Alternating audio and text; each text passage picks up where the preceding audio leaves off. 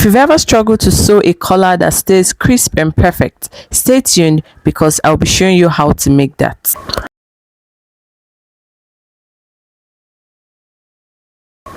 In this video, I'll be starting with an already made shirt. If you want a video on how this is made, please leave a comment in the comment section and I'll be sure to put a video up for that.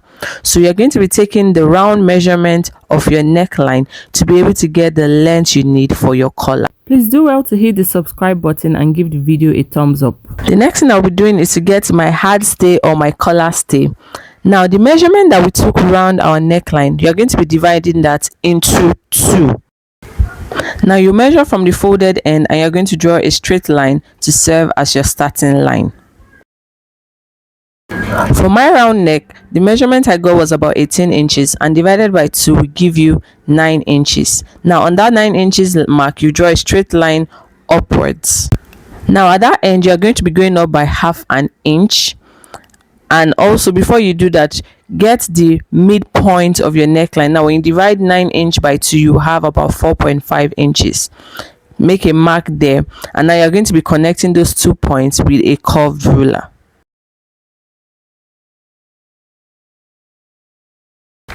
After connecting that, on that point you're going to be going up by 1 inch. You can do 1 inch, you can do 1.25, but I prefer about 1.25 or 1 inch depending on what I want to do. Now you're going to be marking that all the way around. Note that the other side is on fold.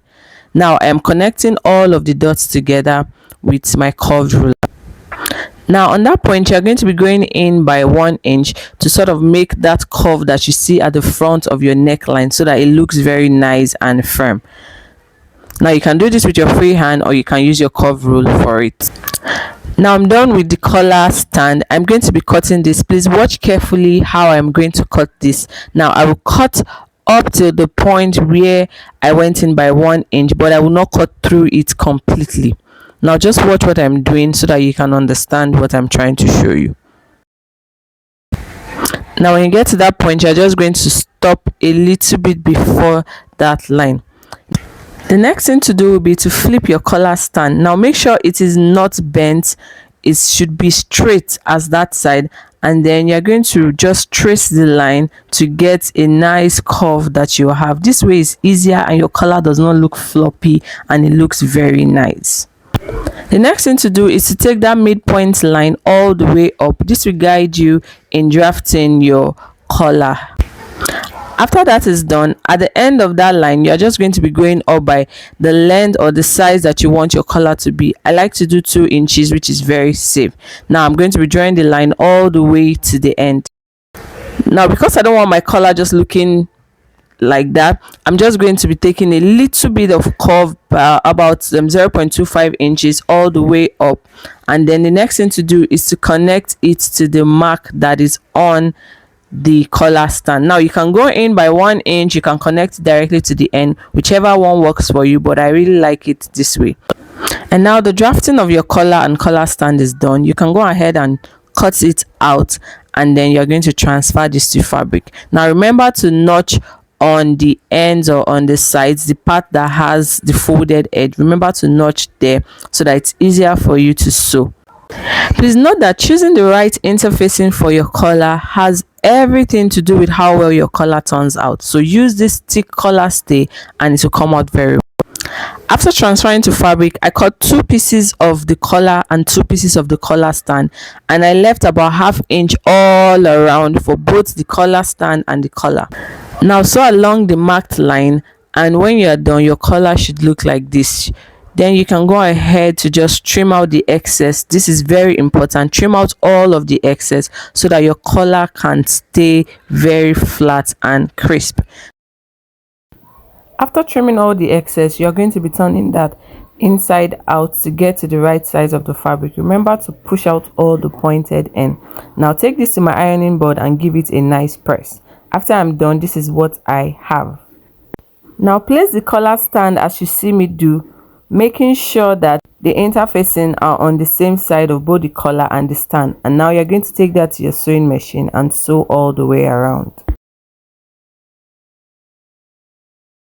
Before sewing, you can take this to your ironing board and just iron that other side that you're not going to sew down.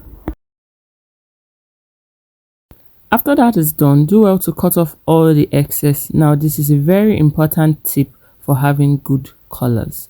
Now you're going to turn that out inside out and take it to your ironing board to give it a nice press. Now a good tip for sewing nice colors is to iron it very well as you go. Every step you must iron so that it looks really nice. Now after that is done, I'm going to be pinning my collar to my already made shirt, starting from the center back. Now I am pinning the side that does not have interfacing on it, and I am pinning that to the right side of my shirt.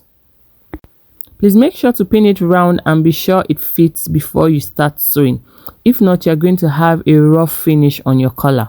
After that is done, it should look like this. You can notch all around the collar and then cover up the rough edges with the other parts of your collar. To give this a nice neat finish, you are going to be sewing in between the sewing line. Now check the back to make sure that the other side is not falling out and it is captured. And when you're done, your collar should look something like this, nice and clean, very clean on the inside and on the outside. And there you have it, your perfect crisp collar that you've always wanted. Now if you've enjoyed this video and you've watched up to this point, please do well to leave a comment, like, share, subscribe, and let me know if you tried this out and what you learned from this video. Thank you so much for watching, and I'll see you in my next one. Bye.